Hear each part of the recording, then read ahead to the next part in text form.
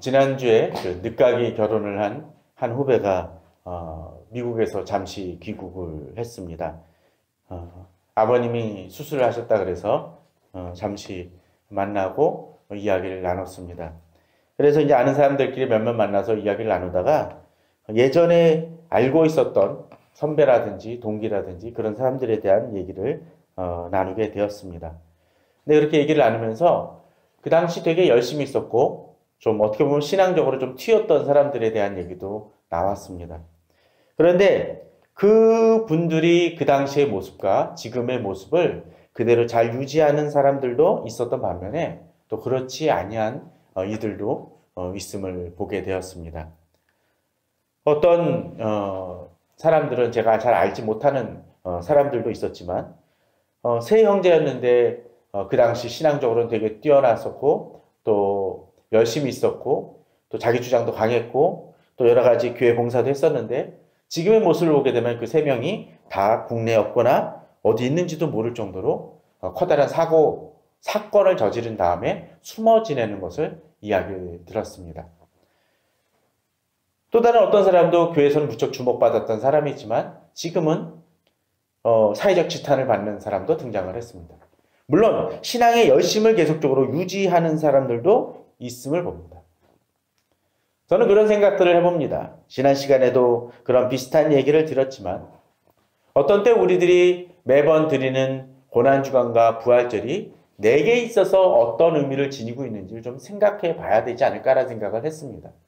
매번 드리는 주일 예배고 또 한때는 열심으로 드리는 것 같지만 실제로는 나중에 지났었을 때 그들의 삶을 돌아보면 그렇지 않은 모습들을 보기도 합니다. 어떤 분들은 그러했을 것입니다.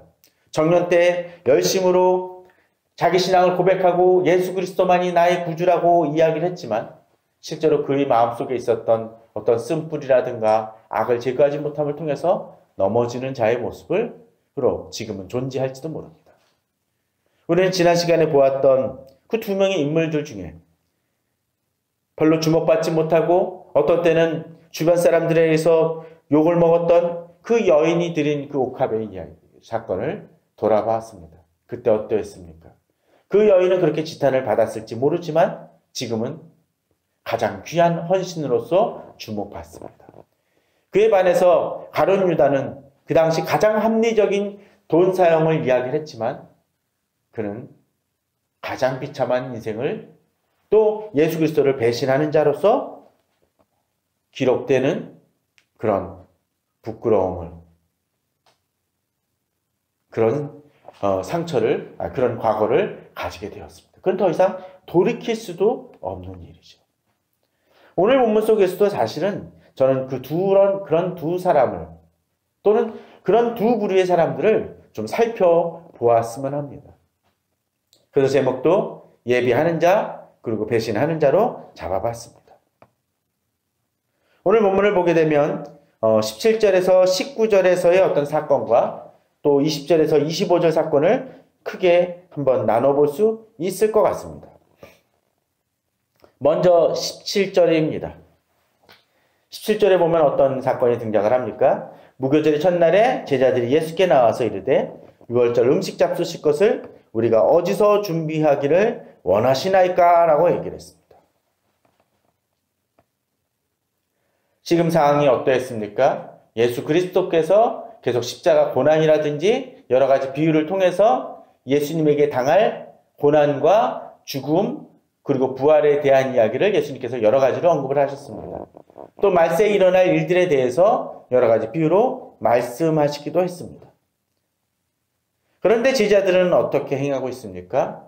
유월절 음식 잡수실 것을 우리가 어디서 준비하기를 원하시나이까? 라고 묻습니다. 물론 이 유월절 음식은 이때 치러야 될 중요한 일일지는 모릅니다. 그러나 이 제자들은 무언가를 준비하긴 하지만 지금 이 시점 속에서 이 유월절 음식 잡수시는 것이 어떤 의미를 지니고 있는지는 그들은 깨닫지 못하는 듯합니다.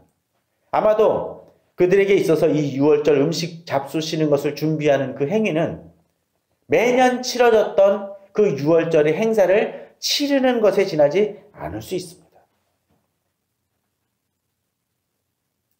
그들은 당장 이 일을 행해야 되는데 장소가 없네? 또 누구네 집에 가서 하지라는 거기에만 매몰됩니다. 마치 그런 것이죠. 우리가 고난주간과 부활절 준비를 하면서 어떻습니까? 저도 고난주간이나 부활절 때마다 매번 나가봅니다. 지난주에는 일이 있어서 그 동서울 터미널 쪽에 갔더니 그쪽에 이제 두란노선이라고 그 서점이 커다란 게 있습니다. 거기에 들어가 봤습니다. 갔더니 그 부활절 계란 싸는 그 장식들로 엄청나게 많이 있습니다. 제가 주일학교 때 많이 썼던 그 작두콩 넣는 이 달걀 모양의 그 석회로 되어 있나요? 그런 그 달걀 껍질이 되어 있고 그 안에 흙이 들어있고 작두콩 하나가 들어있는 그것도 올해도 나왔습니다. 또 한편에는 그 계란이 수십 판이, 아니 아마 100여 판은 쌓여 있을 것 같습니다. 구운 계란으로서. 거기 보면 누구누구 교회 뭐 예약 뭐 그렇게 써 있습니다. 교회마다 바쁠 것입니다. 어쩌면 부활절 칸타타를 준비하느라고 바쁠지 모릅니다. 그러나 가끔 그런 생각이 듭니다. 그런 고난주간 때, 또 부활절 때 진정으로 우리들은 그 고난주간과 부활절을 행사로서만 치르고 있는 것은 아닌지 한번 생각해 봅니다. 부활절 계란을 싸기 위한 그 껍질은 이번에는 어떤 걸 택할까? 삶은 계란을 할까? 구운 계란을 할까? 좀 특이하게 이번에는 오리 알을 한번 삶아볼까? 좋죠. 그런 것도 의미는 있습니다. 그러나 정말 중요한 것은 지금 시점 속에서 내게 고난주간과 부활절이 어떤 의미로 살아 움직이느냐가 중요할 것입니다. 제자들에게는 그러한 것이 없었습니다. 매년 드리는 유월절 같았지만 주님에게 있어서의 이 유월절은 어떠했습니까? 바로 주님이 십자가에 달려 죽으셔야 된 바로 그 의미입니다. 그러게 주님께서는 이르시되 성한 아모에게 가서 이것을 준비하라고 가르치시긴 하지만 이 준비는 그저 유월절 행사를 치르는 그것이 아니라 이제 제자들과 마지막 치러야 될, 정확히 얘기하면 지상에서 치러야 될 마지막 만찬을 준비하는 중요한 의미를 지니고 있었고 또 그 이후에 벌어질 사건들을 생각하셨기에 주님이 이 유월절 만찬의 준비는 결코 간단하지 않았고 단순하지 않았던 것입니다. 그런데 저는 이 유월절 행사를 준비하는 것을 지금 제자들이 직접으로 장소를 섭외하고 음식을 준비하는 것이 아니라 이것을 누구가 합니까? 본문은 뭐라고 되어 있나요? 암호입니다. 암호. 암호로 파티도 아니고 그냥 암호입니다. 아마도 이 본문을 여러 가지 살펴보게 되면 이 추정을 마가의 다락방일 거라고 추정을 합니다.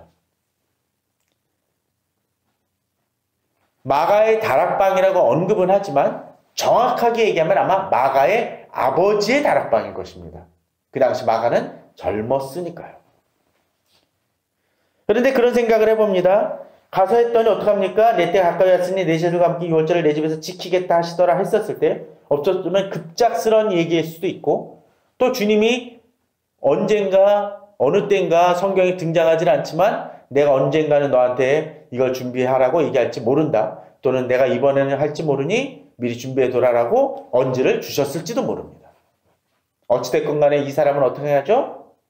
그것을 허락하고 장소를 제공합니다. 그래서 제자들이 예수께서 시키신 대로 유월절을 준비하게 되죠. 그런데 갑자기 그런 생각이 듭니다.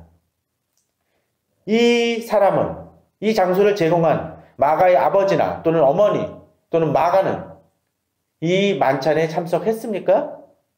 못했을 것입니다. 좀 억울하지 않나요?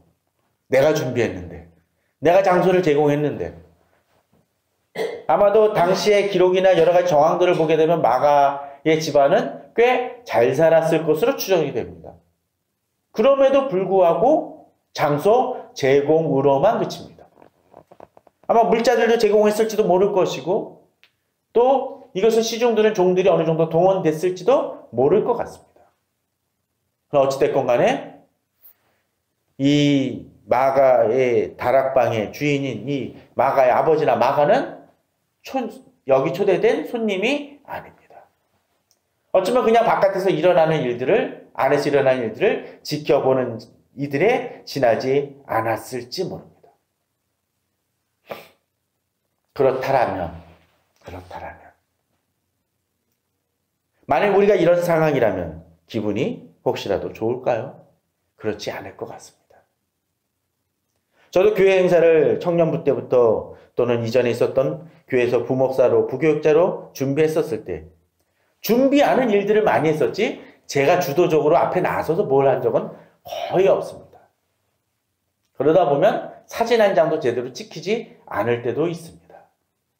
그러나 제게 있어서 한 가지 모토는 중요한 것은 바로 그것이었습니다. 지금 이 행사를 통해서 이것을 통해서 여기에 참여하는 이들이 주님을 만나고 또 주님을 경배할 수 있기를 바랄 뿐이었습니다. 이들은 비록 주목받지 못하는 이들이었을지 모르지만 그러나 하나님은 이것을 귀하게 여기셨을 것입니다. 앞서 지난주에 보았던 그 여인이 드린 옥합은 하나님께서 예수 그리스도께서 이것을 대대로 기억할 것이다 라고 이야기하셨지만 이 사람들에게 있어서는 그런 것이 있습니까? 사실 없습니다. 본문엔 그런 기록이 전혀 없습니다. 그러나 주님은 분명 기억하셨을 것입니다. 또한 저는 이런 생각을 해봅니다. 하나님께 드렸던 이 장소는 결코 단회적인 사건이 아니었다라는 것이죠. 그러면 이 장소를 통해서 어떤 일들이 벌어졌을까요? 바로 사도행전에 보게 되면 사도행전에서 예수님의 어머니와 예수님의 제자들과 예수님의 아우들 그리고 많은 사람들이 한 120명 모여서 기도했던 장소가 어디냐면 바로 이 마가의 집입니다. 마가의 다락방이라고 하는 것만 아마 같은 장소였던 것 같아요. 또 그것을 통해서 어떤 일이 벌어집니까? 성령의 임하심이 일어났던 귀한 장소입니다. 또한 이곳은 베드로가 잡혔을 때 그래서 헤롯이 죽이려고 기다리고 있었을 때 그때 베드로를 위해서 기도했던 장소이기도 합니다. 그것은 그 순간순간 사건 때만 이것이 드려졌다는 것이 아니라 어쩌면은 자기 장소를 내어줌을 통해서 성도들이 모여서 제자들이 자주 어쩌면 장소를 사용했을 수도 있고 또 예수님께서 잡히셨을 때 아마도 추정하기는 제자들이 숨어있던 장소였을 거다라고 추정도 합니다. 초대교회 때는 여러 가지 예배를 드리는 장소로서 사용되어졌던 것 같습니다.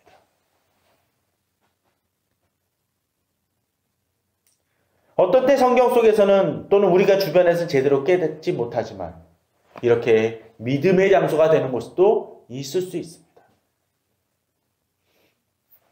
저도 결혼 초에 신혼 그 살림방을 자주 후배들을 만나는 장소로서도 사용했던 기억이 납니다.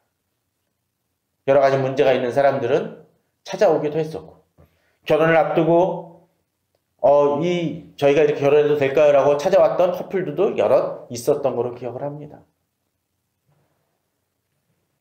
제가 이곳에서 예배를 드리고 또 이곳이 저랑 관계 있는 장소, 어쩌면 제가 소유한 장소도 아니지만 이곳을 찾아와서 만나고 얘기하고 나누는 이들이 있습니다. 이 장소를 제공한 것. 저는 가진 것이 없지만 제공했음으로 인해서 사용할 수가 있습니다. 하나님은 그러한 드림을 귀하게 여기십니다.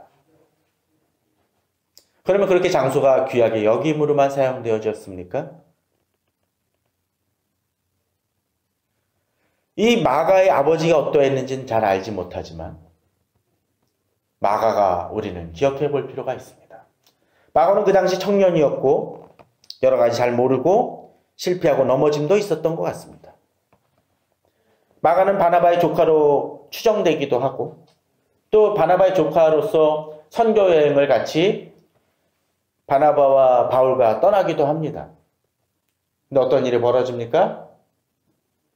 마가가 힘들어서 집으로 돌아갑니다. 그로 인해서 나중에 다시 선교 여행을 떠날 때 바울은 데려가지 못하겠다고 이야기를 하고 바나바는 데려가겠다고 해가지고 대판 싸우고 헤어지는 계기가 되기도 합니다. 야, 믿음 안에서 자랐지만 신앙이 그 수준이구나라고 생각할지도 모릅니다.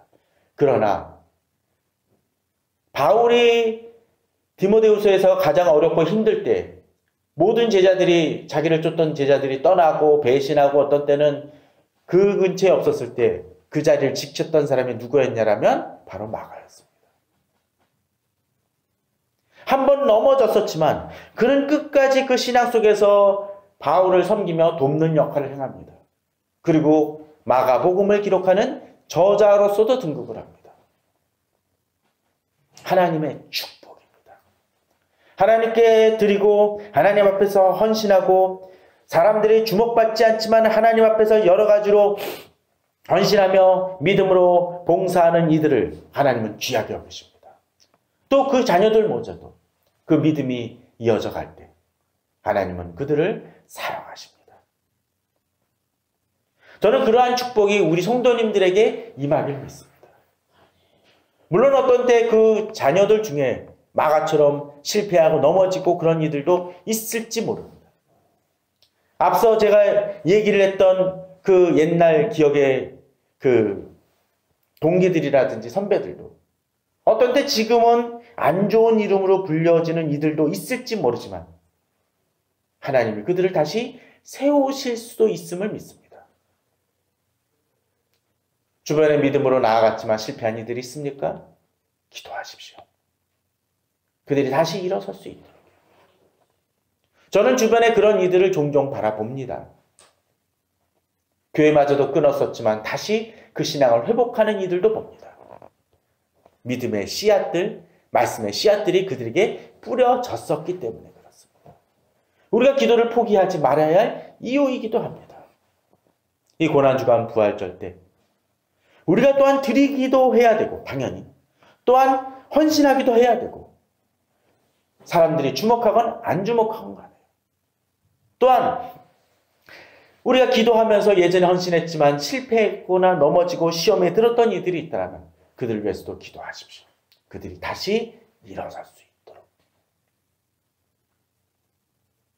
하나님 앞에서 헌신했던 이들을 그들의 수고를 하나님이 잊지 않으시도록 그들이 다시 믿음을 이어갈 수 있도록 기도하는 우리 성도님들이 되었으면 합니다.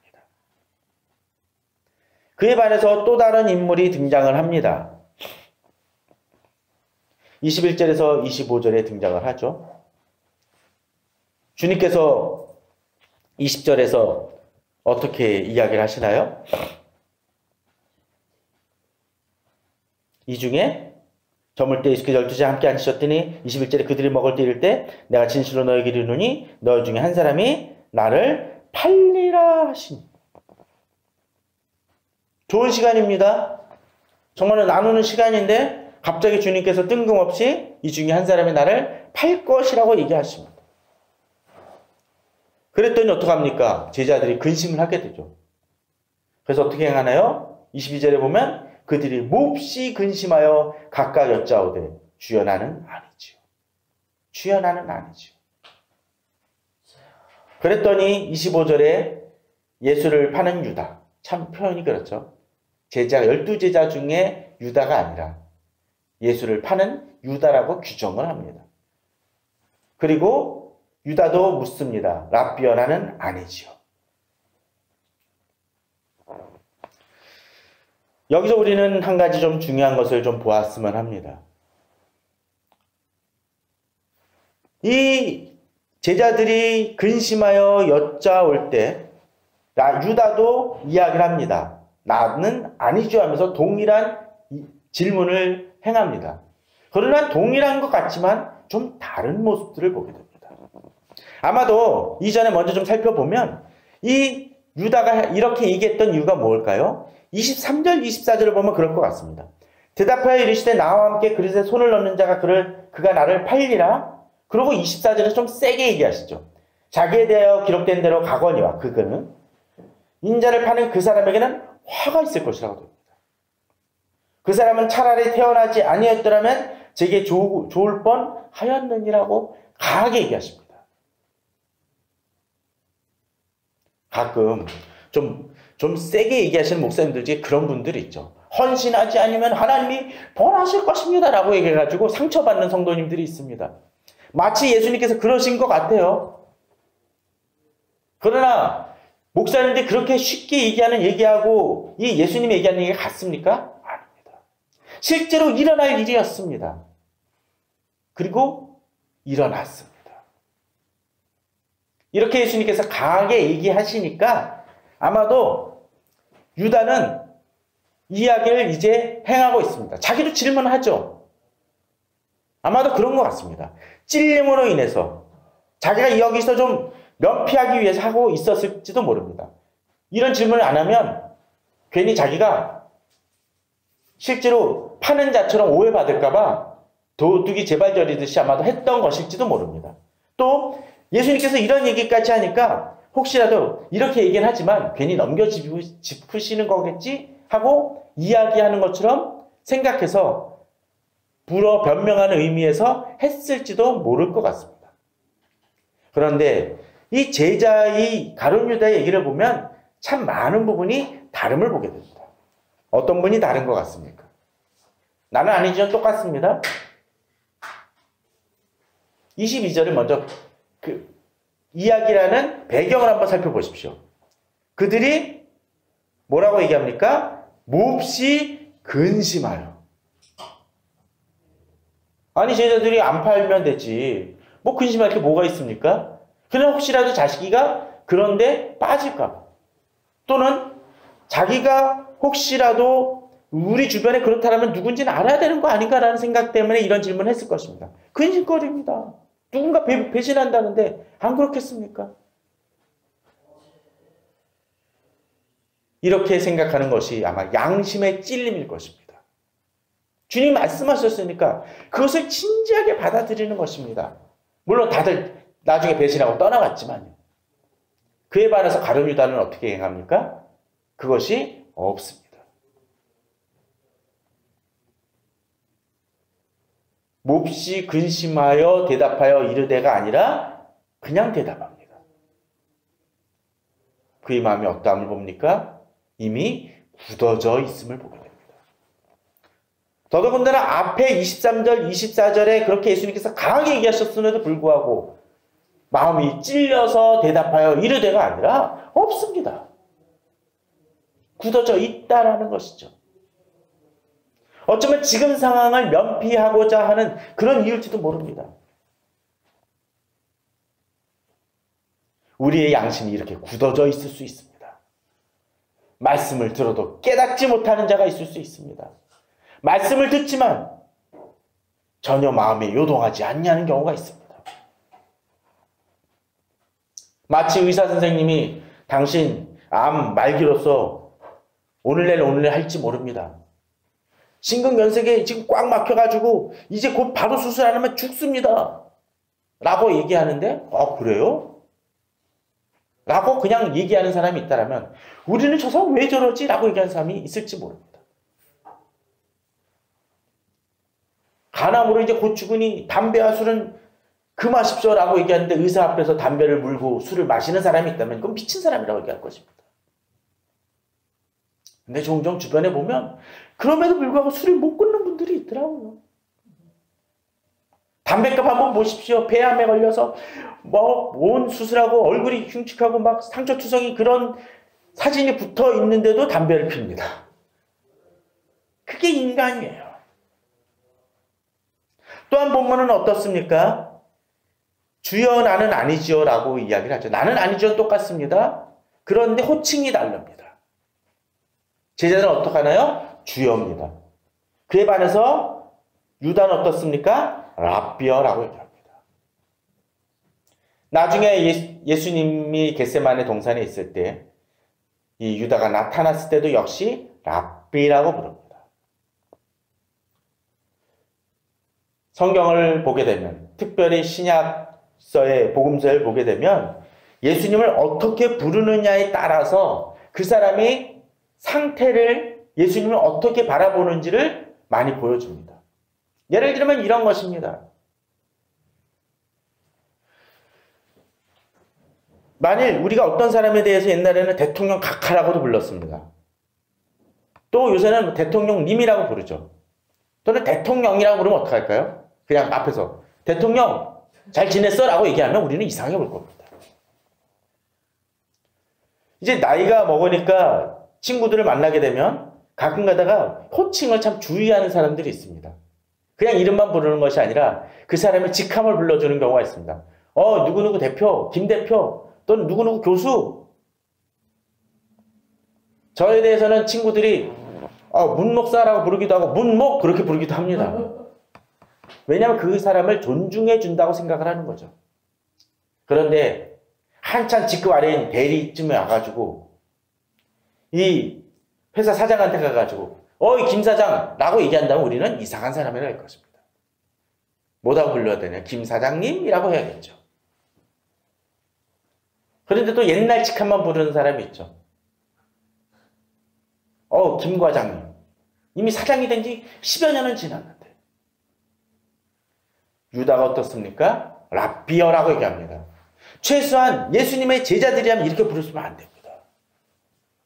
그의 인식이 그저 선생님이라고 생각했기 때문에 그는 이미 배신할 그 여지가 이미 단초가 주어졌던 사람이라는 것입니다.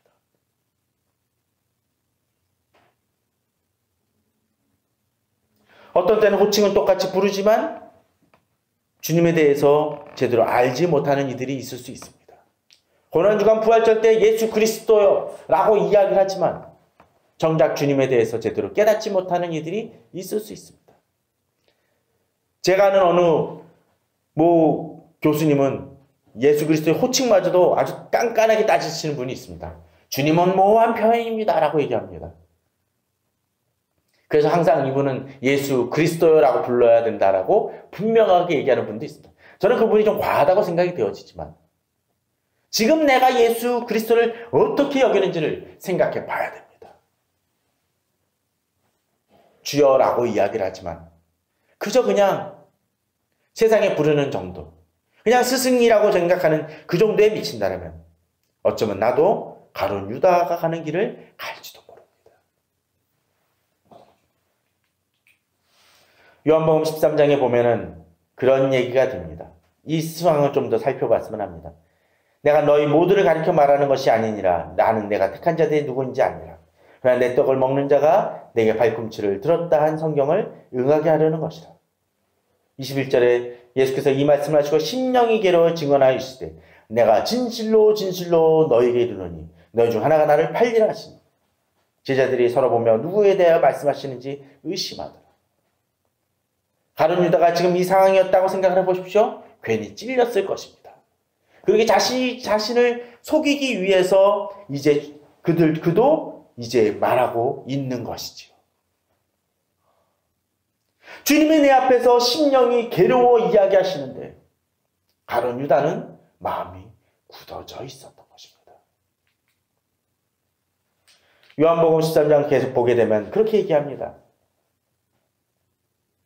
예수께서 대답하실 때 내가 떡 한 조각을 적셔다 주는 자가 그니라 하시고 곧 한 조각을 적셔서 가룟 시몬의 아들 유다에게 주시니. 그리고 어떻게 합니까? 갑자기 주님 제가 잘못했습니다. 회개하는 그것이 아니라 그는 그 떡을 받고 나아갑니다. 심지어 예수께서 유다에게 이르시되 내가 하는 일을 속히 하라 하시니 그 조각을 받고 곧 나갑니다. 마음이 굳어지면 이렇습니다. 가룟 유다만의 일일까요? 우리 주변에 보면 가끔 그런 사람들을 봅니다. 제가 평신도 때부터도 사람들을 양육하고 상담할 때마다 이런 사람들을 자주 봅니다.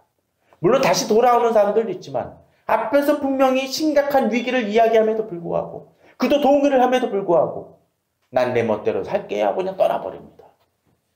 결과는 어떡할까요? 하나님이 다시 은혜를 베푸셔서 돌아오는 이도 있지만 아주 실패해서 낭망의 경험을 하는 이들도 자주 봅니다. 고난주간 부활주일.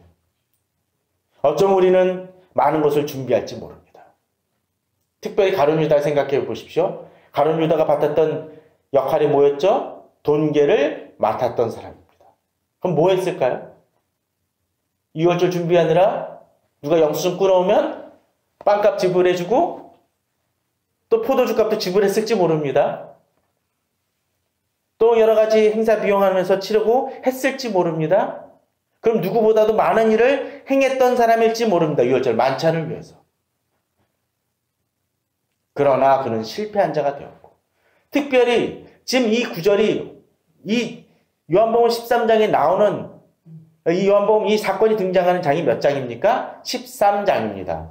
근데 요한복음이 여기서 그칩니까? 아닙니다. 요한복음은 중간 정도에 지나지 않습니다.